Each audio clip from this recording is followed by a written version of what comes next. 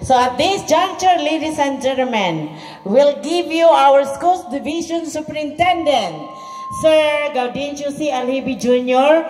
to give us a message. Mga bata, mayroon lang akong gustong hilingin sa inyo, no? May uniform o wala? Pag scouter ka, dapat disiplinado ka, no? Lalo na sa inyo, nakikita ko maraming mga bata nakakasalubong si teacher, nakakasalubong yung mga management, hindi marunong bumati ng good morning. Diba, ang motto natin sa Girl Scouting is always good morning. Ngayon, diba, good morning tayo? Oo, dapat ganun. At syempre, kahit kilala mo o hindi, naka-uniform o hindi, dapat batiin natin ang ating nakakasalubong school head, teacher, o kung sino pa man. At importante yung maisa puso, isa diwa ni Scouter ng ating Girl Scout. Ang sabi nyo, I promise to do my best. So kung promise lang na hindi mo gagawin, walang kwenta yon. Walang ibig sabihin nun. Kaya dapat gagawin mo. You do your best, you do it, you demonstrate, you manifest. Gawin mo. Sa disiplina, dapat may disiplina ang bata na Scouter. At dapat you promise to love God and your country. No? Lalo yan na sa panahon ng mga sakuna. Dapat kakitaan ang mga bata na katulad ninyo na kayo ay nagmamalasakit hindi lang para sa pamilya kundi sa kapwa. Lalo na yung habang lumilindol kahapon, mayroon bang isang camper dito sa inyo na nilapitan ang kanyang kapwa Girl Scout para sabihin na huwag kang mag-alala, safe tayo sa awa ng Panginoon? Mayroon ba sa inyo nagyakap dyan? Mayroon bang hinawakan yung kaklase para maiwasan yung sobrang anxiety o pagkatakot dahil sa nagaganap na pag-uga ng lupa? Mayroon wala? Very good. Yan ang tunay, no, na campers natin or mga campers. To help other people every day, especially those at home. Kaya mga bata, hindi dahil sa Girl Scout ka, no? Sa uniform lang nakikita ang pagiging Girl Scout, hindi ganon. Yung mismong paggalang ninyo sa inyong mga magulang, napakamahalaga na ipakita ng Girl Scout na siya ay may paggalang sa kanyang mga magulang, sa kapatid, sa kapwa-tao, sa kaklase, kay teacher, sa kapitbahay, o maging sino pa man yan.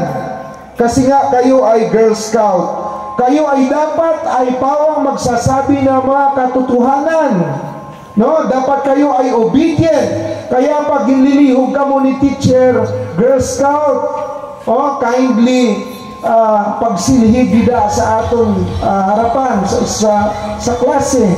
Girls, please pick up pieces of papers. Girls, yan yan. So dapat ganon, no, responsive si Girl Scout. Para halimbawa, ngayon, pag nagtapos ang encampment natin sa San Roque Central Elementary School, bawat isa sa inyo, bago kayo aalis dito, napakalinis sana ng mga classrooms na iiwanan nyo sa mga billeting quarters. Yan ang pagiging Girl Scout, no? Hindi siya madumi. Aalis na malimpyo ang iyo billeting quarters. On my honor, I will do my duty to God and country. Abay, marami na sa inyo dito, habang nagpapambansang awit, hindi na siya tumitigil para tingalain ang bandila ng Pilipinas. Lumalakad lang siya ng padiro-diretso.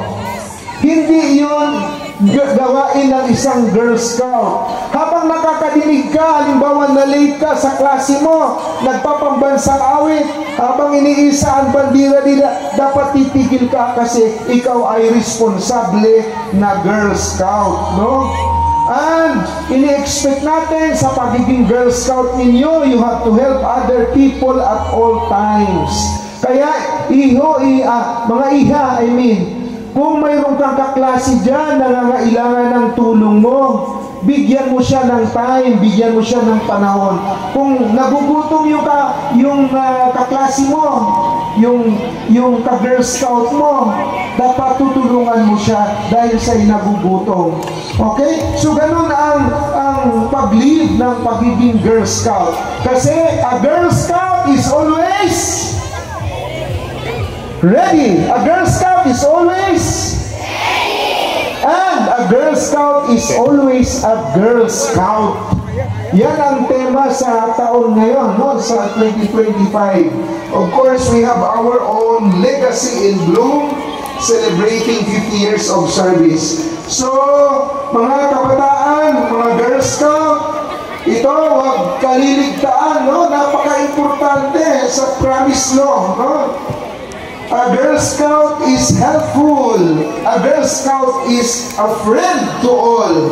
O, sino ba sa inyo dito ang nakipagkaibigan na sa mga taga-ibang school? Taas na ang kamay. Oh, very good. Oh, isa yan sa mga dahilan bakit iniipon kayo sa Bugos na Northern Samar ang mga Scouters para makahanap kayo ng dagdag na mga kaibigan, no? Maging galing sa ibang school natin. And of course, a Girl Scout is courteous. A Girl Scout is disciplined. Diba? So may disiplina. Ngayon nakita ko may disiplina talaga kayo kasi kahit pagpunta dito, nagpila pa kayo, nakalinya kayo. Very good. And a Girl Scout is clean in thought, word, and in deed. Kaya dapat kung palaging ganito ang nasa puso at diwa ng isang Girl Scout na katulad ninyo, walang imposible, makakamit natin, no, ang tagumpay hindi lamang pang sarili kundi maging sa buong bansa. Lalo na't ngayon, alam naman ninyo kahit elementarya pa lang kayo, kahit mga junior scouts pa lang kayo or Cub Scout, no, na medyo may problema ang bansa natin. Kaya pag ikaw ay Girl Scout, marunong kang magdasal. Patibayin ang ating panalangin at pagtitiwala sa Panginoong may kapal. Ipagdadasal natin ang ating mga leaders sa government natin sa ngayon. Kasi alam naman ninyo na nagkakaroon tayo ng matinding pagsubok ngayong panahon na ito. Lalo na sa gitna ng mga sakuna, no, yung mga paglindol. Kaya ang ating mga adult leaders, ang aking suggestion, no, na talagang ituro sa mga bata na ito paano ang para sa personal safety. So congratulations sa inyo mga sirs, ha, and please convey my thanks to your head, no, doon sa PDRRMO of Northern Samar. And we should be grateful. We should be grateful to all these men and women helping our Girl Scouts succeed in this gigantic activity. Palakpakan natin sila. Thank you very much. Thank you very much. Thank you for being with us. We'll remember you. We'll pray for you. Good luck, good health. God bless you. We love you. Thank you very much, sir.